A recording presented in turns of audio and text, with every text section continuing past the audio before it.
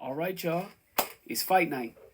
So we back with another one. We gonna talk about Jaron Ennis and his fight tonight against Lima Beans. Yeah, he's fighting Lima Beans in Philadelphia.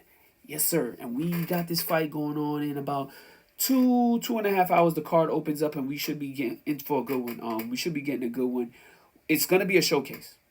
I'm just letting you know this right now. Don't expect too much resistance. This guy Lima Beans, I think I only seen one video. I've been searching all morning for videos on his opponent. But we're really not here to talk about that. I'm just going to let you know right now this fight should end in probably around under 5 rounds.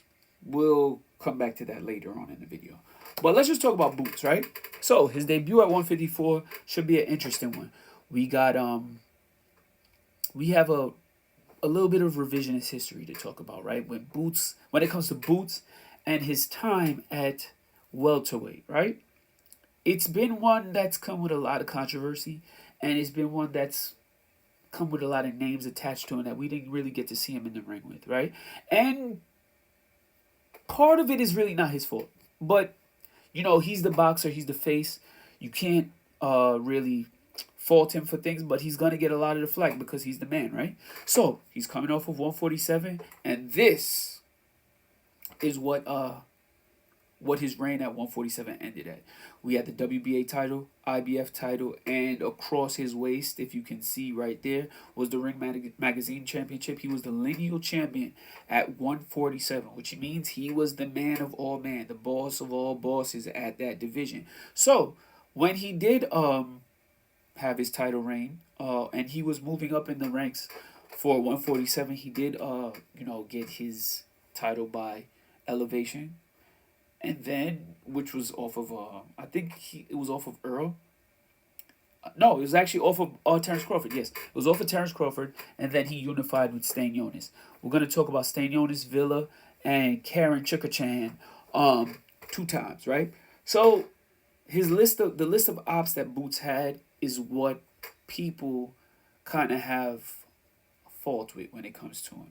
He doesn't really have the names that people want to say. Like if he had a Sean Porter, Keith Thurman, Danny Garcia on his resume, a lot of people would give him a lot more respect because the names are more recognizable, right? A lot of casuals may not have seen these guys fight, may not know a long history about them, but their names carry weight, right? It's not like he's fighting a Floyd or something like that, somebody like, oh my God, or Sugar Ray Leonard, where it's like a world renowned name. But in boxing, people know their names. He doesn't have those type of names on his resume, and it's really not his fault because one, the PBC network deal kind of fell through. He was never really a PBC fighter to begin with. He was a Showtime fighter, and then when he got with a real promoter, not that he wasn't with a real promoter, because Cameron Duncan was a real promoter. He had passed away, but when he broke free, we all thought that he would be with the PBC and he would be the person to usher in the new era of the 147 division with Premier Boxing Champions. That didn't work out. He ended up going to Matchroom.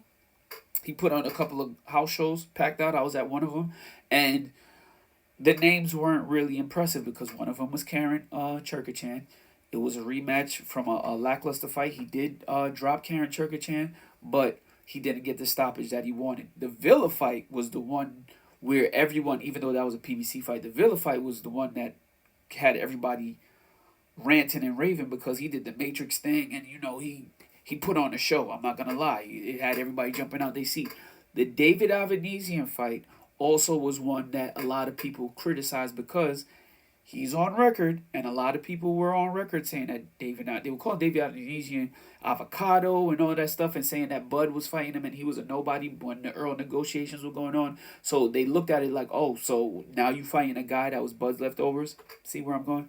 But then he went unified with Stanionis. When he unified with Stanionis, I feel like I felt vindicated because the moral of the story is Boots' talent gap with a lot of the guys that he's been facing, it's literally here to here, right? If Boots is a B plus, these guys are literally a C minus. It's really hard to get guys in the ring with him that are going to challenge him. Now it brings us to today, the 154-pound division, junior middleweight, super welterweight, whatever you want to call it. Are there guys there that really could challenge Jaron Ennis? Do you think I like the IBF champion. I forget his name. Welter Biev is what I call him because he reminds me of Better Biev, but just at the welterweight division. The guy who whooped on Tim Tszyu. Is his volume and his hard hitting punching, is it gonna match Boots' elusiveness and athleticism in the ring? Is Sebastian Fondor's cheating ass, being 7 foot tall and a light heavyweight, while a cruiserweight, gonna be able to neutralize Boots? Listen, even though he just got whooped on, Tim Tszyu, can his pressure neutralize Boots? You still got guys like Earl Spence. He could get if he does come back. Earl Spence is a name that he could fight. Keith Thurman is a name that he could fight. Him and Sebastian Fondor just got canceled. Well, moved to a different date, even though he's gonna get baptized. And then the name that everybody wants to bring up is this guy, Virgil Ortiz, who I have a lot of criticisms for, excuse me, because Virgil Ortiz, unlike Boots, he gets no flack. And Virgil Ortiz, from my recollection, has been at 140, 47, 54. And I'll be talking about this soon. They're talking about he can't make 54 anymore. He's talking about going up to 60. So, I just want to let you guys know this. I predicted it with the Stanionis fight. I'm going to predict it again. If the fight with Virgil Ortiz gets made after Boots knocks dude out and Lima Beans out in 3 rounds. Yes, I said 3 rounds. If the fight gets made, Boots is going to dog walk Virgil Ortiz similar to the way that he dog walks Stanionis. Leash on neck. Let's take a walk around the neighborhood. That's what's going to happen. Y'all could debate me all y'all want in the comment section. Cool, that's fine. I have my opinion. You have yours. But I'm just letting you know that that's what's going to happen. I feel like Virgil's another guy who's just fought a bunch of small guys, and I feel like he lost his last 2 fights, excuse me. So that's just me.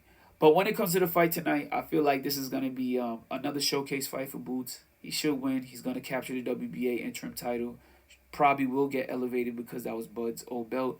And then we'll see. I just feel like this is a what if, kind of scenario that we're in with the whole Terrence Crawford thing and all of that. I don't think that Boots' name and Bud's name should even be mentioned with each other. The age gap is there. I feel like Bud is far removed from having to fight to prove himself against anyone. I feel like Boots is at that level now where he kind of has to show like, yo, I really am that guy, and I'll take whoever, whenever, at any time, any place. So, the passing of the torch thing will never happen between those two unless Boots wants to, just venture up to 168 pounds and try to get that fight with Bud if he really wants it. But I feel like Boots really wants to try to make a name for himself by either unifying and getting the Ring Magazine belt or becoming undisputed at 154. Oh yeah, and Jamel Charlo's still there. I feel like that's the name that could really propel him to another level, not the next level, but another level, just like another notch on his belt. And I feel like that could really take him places, and the names will be calling him out to unify, regardless of Boots being a matchroom fighter, promoted fighter, and then there being the PBC and Turkey not even really having to step in place to where these guys could do business together. So let me know what you guys think. Remember, we building from the ground up. We getting this thing popping. I got my Philly hat on because you already know who I'm rooting for. Shout out to my guy CJ. He always says that I'm from Philly and not New York. But I like Philly. Philly's a cool place. I don't eat red meat, but the cheesecakes is cool. The women there, they're a nice little vibe. They're a little ghetto for me, but that's cool though. A little ghetto ain't bad. And then the culture in Philly's fire too. So shout out to Boots. He's gonna have a great performance. Imagine if there was an upset, that would be nuts. But I'll be back for the fight review, and I'll post a little something special too for a throwback. Peace.